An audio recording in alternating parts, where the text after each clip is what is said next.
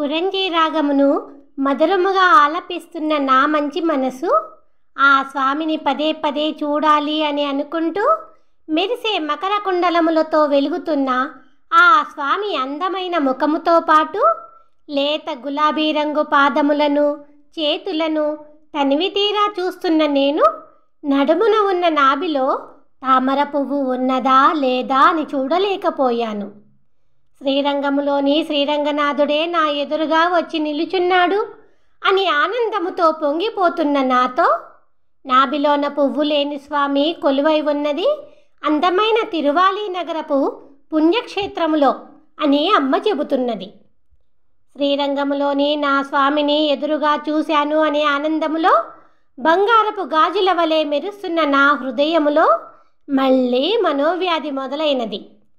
నన్ను వదిలిపెట్టి వెళ్ళవద్దు అని కలలో తులసిమాలలను ధరించిన స్వామిని ఎంత బ్రతిమలాడినా మోసము చేసి వెళ్ళిపోయిన గరుడ వాహనదారి, లేత కొబ్బరి తోటలలో రంగురంగుల చేపలు తిరిగే తీయని నీరు చుట్టిన శ్రీరంగమే మా ఊరు అని చెప్పి వెళ్ళెను.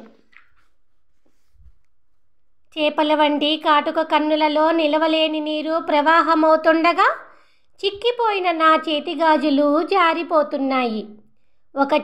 ఒక చేతిలో శంఖము మరొక చేతిలో చక్రమును ధరించి అన్ని లోకములను పెద్ద నోటితో మింగిన శ్రీమన్నారాయణుడు ఈ భూమిపైకి వచ్చి కొలువై ఉన్నది ఆ శ్రీరంగములోనే అని అంటూ గొప్ప గొప్ప తపస్సులు చేసిన మునులు మోక్షంను పొందాలి అని అనుకునేవారితో పాటు మహా సముద్రములలోని నీటిని మింగిన పెద్ద పెద్ద మేఘములు కూడా అటువైపే వెడుతున్నాయి.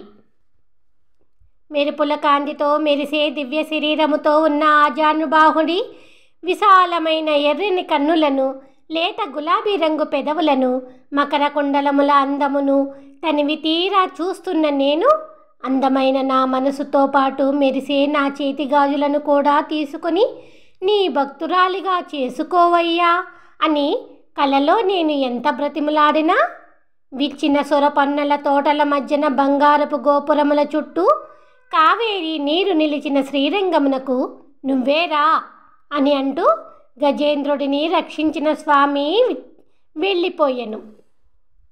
విరిసి విరియని పువ్వులలోని తేనెను త్రాగి తోటలలో ఆడుతూ పాడుతూ తిరిగే ఆడతుమ్మిదతో కలిసి బ్రతికే 6 కాళ్ళ తుమ్మిద, ఆవు దూడలను మేపుతూ తిరిగే గోవిందుడు అందమైన అలందూరు నగరంలో కొలువై ఉన్న అధినాయక స్వామి దగ్గరకు ధైర్యముగా వెళ్ళి నమస్కరిస్తూ, నీ భక్తురాలు నీ గురించే ఎదురు చూస్తూ బాధపడుతున్నది అని చెప్పిరావా? ఓ ఎర్రకాళ్ళ పొడుగుముక్కు చెకుముకి పెట్ట, తిరుక్కన్నపురములో కొలువై ఉన్న ఎర్రని కన్నుల మోహనాకారుడికి నా ప్రేమను గురించి ఇప్పుడే వెళ్ళి నువ్వు చెప్పగలిగితే నేను అంతులేని ఆనందములో మునిగి తేలుతూ నువ్వు నీతో పాటు నీ ఆడపక్షి చేపల గురించి ఎక్కడికో వెళ్ళనవసరం లేకుండా ప్రశాంతముగా ఇక్కడే బతికేటట్లు ఒక చేపల చెరువును ఇప్పిస్తాను.